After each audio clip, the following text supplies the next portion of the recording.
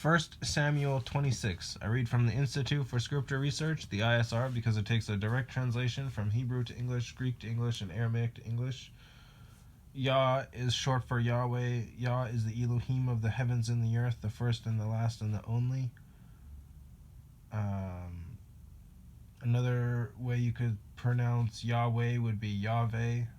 Excuse me. Yah is a very jealous El. He's so jealous that he doesn't even want the names of idols or mighty ones to come to our lips.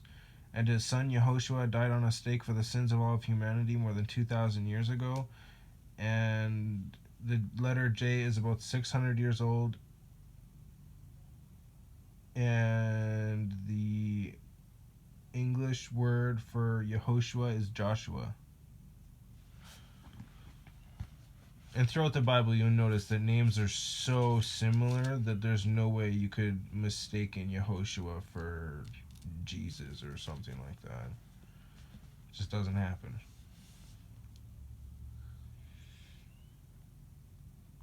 Yeah, please don't forgive me for letting that name come to my lips. 1 Samuel 26. And the Ziphites, Ziphites, came to Shaul at Gibeah, Gib with a line underneath of it, apostrophe saying, Is not David hiding himself in the hill of Hachilah, overlooking the wasteland? Hachilah is H with a dot, AK with a line underneath of it, ILAH. And Shaul rose up and went down to the wilderness of Ziph, and with him 3,000 chosen men of Israel. Oh, so he's listening to the Ziphites, whatever that little turds. And Shaul rose up and went to the wilderness of Ziph, and with him 3,000 chosen men of Israel to seek David in the wilderness of Ziph. And Shaul encamped in the hill of Hachilah, overlooking the wasteland by the day, while David was dwelling in the wilderness. And he saw that Shaul came after him into the wilderness, and David sent out spies and learned that Shaul had indeed come. And David rose up and came to the place where Shaul had encamped, and David saw the place where Shaul lay. And Abner, AB with a line underneath of it, NE with a half a check mark R, son of Ner, NE with a half a check mark R, the commander of his army. And Shaul was lying within the enclosure with the people encamped all around him. And David spoke up and said to Ahimelech the Hittite,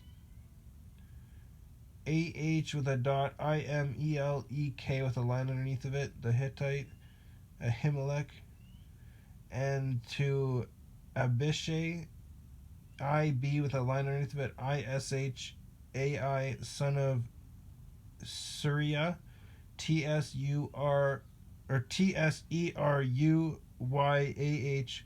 brother of Joab, YO apostrophe AB with a line underneath of it, saying, Who does go down to me to Shaul in the camp? And Abishai said, I go down with you. And David and Abishai came to the people by night and saw Shaul lying asleep within the camp with his spear stuck in the ground by his head. And Abner and the people lay all around him. And Abishai said to David, Elohim has surrendered your enemy into your hand this day. And now please let me strike him at once with the spear right into the earth, and not a second time. But David said to Abishai, do not destroy him, for who shall stretch out his hand against the anointed of Yah and be guiltless? David also said, As Yah lives, except Yah does smite him, or this day come that he shall die, or he shall go out to battle and perish. Far be it from me by Yah that I stretch out my hand against the anointed of Yah. And now please take the spear and the jug of water that are by your head, and let us go. So David took the spear and the jug of water by Shaul's head, and they went away, and no man saw it or knew it or awoke, for they were all asleep, because a deep sleep from Yah had fallen on them. And David passed over to the other side and stood on the top of a hill far away, a great distance being between them. And David called out to the people and Abner, son of Ner, saying, Do you not answer, Abner? And Abner answered and said, Who are you calling out to the sovereign? And David said to Abner, You are not a man. Or are you not a man? And who is like you in Israel? Why then have you not guarded your master the sovereign? For one of the people came in to destroy your master the sovereign. What you have done is not good. As Yah lives, you are worthy to die, because you have not guarded your master, the anointed of Yah. And now see where the sovereign's spear is, and the jug of water that is by his head. And Shaul recognized David's voice and said, Is that your voice, my son David? And David said, It is my voice, my master, O sovereign. And he said, Why is this that my master is pursuing his servant? For what have I done, or what evil is in my hand? And now please let my master the sovereign hear the words of his servant. If Yah has moved you against me, let him accept an offering. But if it is the children of men,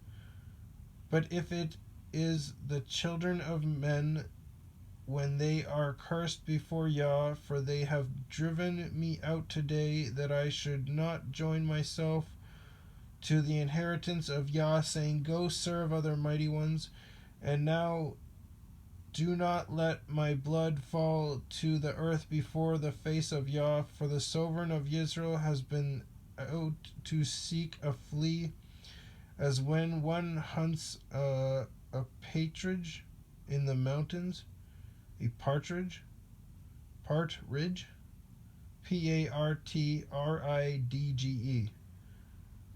I'm assuming that's an animal of some kind. I don't know. I'll have to look that up if I remember to. And Shaul said, I have sinned. Come back, my son David, for no more am I going to do evil to you, because my life was precious in your eyes today. See, I have acted foolishly and have greatly strayed. And David answered and said, See the sovereign's spear, and let one of the young men come over and get it, and let Yah reward every man of his righteousness and his trustworthiness. For this day Yah gave you into my hand, but I would not stretch out my hand against the anointed of Yah.